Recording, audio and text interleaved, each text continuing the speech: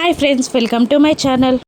Commissioner Satyaprasad పైన case పెట్టిన జగదాత్రి కేదార్లను ఇంట్లో వాళ్ళందరూ బెదిరిస్తూ ఉంటారు. ఇక నిషి అయితే దాత్రి ఇంట్లోకి వస్తూ ఉండగా ఇలా బెదిరిస్తూ ఉంటుంది.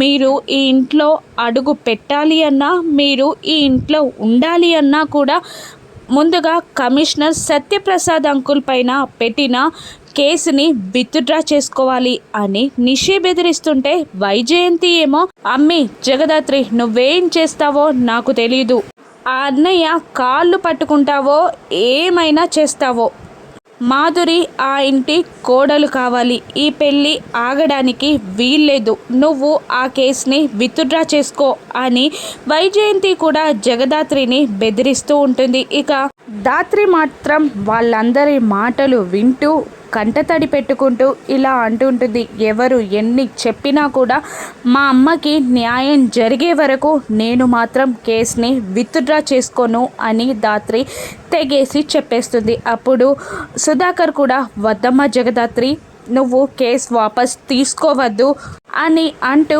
అసలు నిజం తేలడం కూడా జగదాత్రికి ఎంత ముఖ్యమో మనందరికీ కూడా అంతే ముఖ్యం అని సుధాకర్ ఇంట్లో వాళ్ళందరితో చెప్పేస్తాడు. ఇక మళ్ళీ దాత్రి ఇలా అంటూ ఉంటుంది, ఆయన నేరస్తుడు కాదు అని తేలితే, ఆయన తప్పు లేదు అని గనక తేలితే ఆయన కాళ్ళు పట్టుకోవడానికి కూడా నేను రెడీ అని దాత్రి అంటూ ఉంటుంది. ఇక దాత్రి మాటలకి కౌశికి బాధగా దాత్రిని చూస్తూ ఉంటుంది.